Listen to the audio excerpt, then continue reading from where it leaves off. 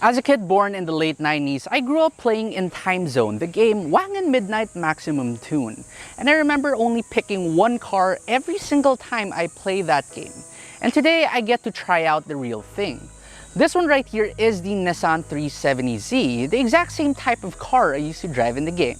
Today I'm going to show you around this car and I'm also going to give it a test drive, so stay tuned. Let's start with a little bit of a history lesson. The 370Z actually came out in the late 2000s, making this car now in 2022 almost 13 years old. Despite that, the styling of this car can still easily keep up with its contemporary counterparts. Take a look at the front part of the car and you have the quintessential look of a sports coupe. With a long, aggressive hood, you also have these boomerang-shaped headlights and also LED affairs to give you a little bit of a more modern touch. The front air dam is also really nice, and I'm pretty sure that it gets a lot of air, which is really needed in this car. All over on the side, and you can see the profile of the car. The back is short, very sporty, while the hood is long. I really love the proportions on this. 19-inch rims, 19 by 9s over at the front, 19 by 10s at the rear, 4 piston calipers at the front, and 2 pistons at the rear. You also notice there is this Z badge right here, which does act as your side repeaters. Now, once you go on over towards the rear of the 370Z, and you can see the really sloping roofline, and it is just downright beautiful and sexy as well. This rather small lip spoiler right here, the 370Z badge, and also more of that boomerang taillights, plus dual exhausts down below. If you do open up the trunk or the hatch of this car, you'll be surprised because the space is actually pretty good, especially for a very sporty oriented car. And you even get this parcel cover over there, which you can hook up here. And you also get a Bose subwoofer here at the back. Powering the Nissan 370Z is, as the name would suggest, a 3.7-liter V6 naturally aspirated engine, making 332 horsepower and 363 Nm of torque. This is also mated to a 7-speed automatic transmission, but don't worry, if you want a manual, you can also get this car with a manual. Here inside the 370Z, we check the door thud. Absolutely amazing. I really love these long coupe doors. If you start the car up too, you get push button start. But unfortunately, that is rather the only thing that I find quite modern with the car. The interior, after all, is from a design back in the late 2000s. So take a look at your dashboard. Even this center part right here, while it is leather wrapped, you expect a radio right there or a head unit, but no, the head unit is down below, and this simply lifts up to reveal a storage compartment. It is lined with felt though, so at least I like that. And speaking of that stereo in this car, this head unit, it's somewhat of an aftermarket head unit, but it does come with Apple CarPlay and Android Auto, albeit it is rather buggy. Okay, but it's a sports car, so we shouldn't fuss about that. The rest of the interior, the steering wheel is nice and just, it's not too thick, it's not too thin. I really love it. It's multifunction. You even get cruise control in this car. And then your speedometer, you have your tachometer dead center, which is lovely. It's very sporty.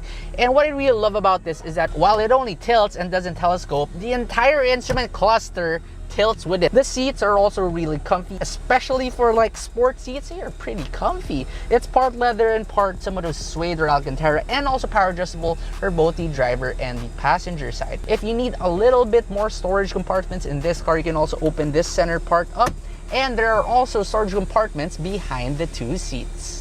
So now we get to drive the Nissan 370Z Premium, and I just absolutely love this car. I've driven a lot of fast cars at this point, and I've also driven a lot of sports cars and sports coupes, but there is something about the 370Z that I just absolutely fall in love with.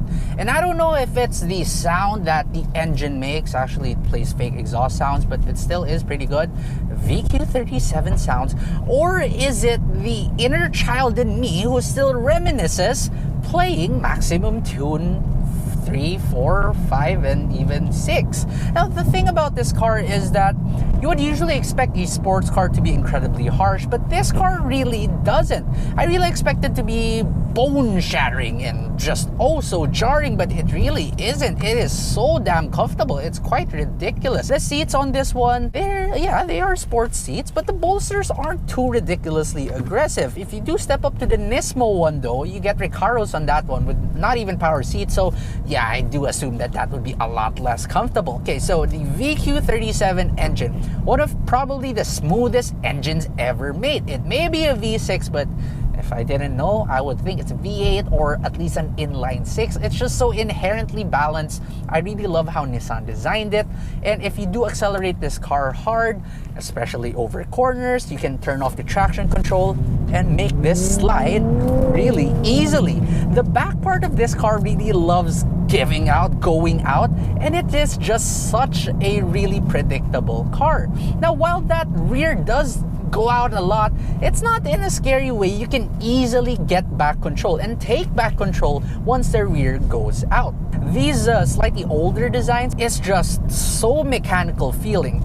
The hydraulic power assisted steering in this one versus typical modern cars electronic power assisted steering is just so much more direct, it's just so much more precise, and you just feel one with the car when you drive it. What about acceleration? Well, you bear your foot down into the throttle and it really goes. It's not ridiculously fast. And the engine note, the exhaust note that provides you, again, it is fake. It's not brash. It's not too pretentious. It's just a subtle purr. It's not even a roar. The road noise in the 370Z, well, it is very much pronounced, especially when you are going on the highway. But not to worry, because your 8-speaker Bose sound system with a subwoofer at the back is so strong, it's so powerful, and sounds so damn good that honestly, I don't really find myself being bothered by the road noise because I can just play my favorite Eurobeat playlist and I'm off. One problem with the 370Z though is, well, as with most sports cars, the visibility is not exactly the best. Now here at the front, despite the rake windshield, you see pretty much everything and you see your hood, your really long hood. No worries with that. So going straight is fine, but when you are turning, especially because the really, well, wide fenders, you do have to really be very careful because you could easily curb your wheels. And yet another amazing thing about the 370Z, despite all the power and performance figures that this car can provide you, if you do want to daily this car, which is absolutely doable, it's just so damn comfortable, you can do around 5 kilometers per liter in the city. Not the best, but for a sports car, oh yeah, that's amazing. And on the highway, you can do 13.5 kilometers per liter. Now we go on to pricing. Another thing that's really nice about the 370Z is its feeling of attainability. Well, this car isn't cheap, not at all. In fact, this car retails for 2.879 million pesos for this automatic trim. But while it's not cheap, it's still a performance car. It's also not ridiculously expensive to be something that is out of even your dreams as a mere mortal.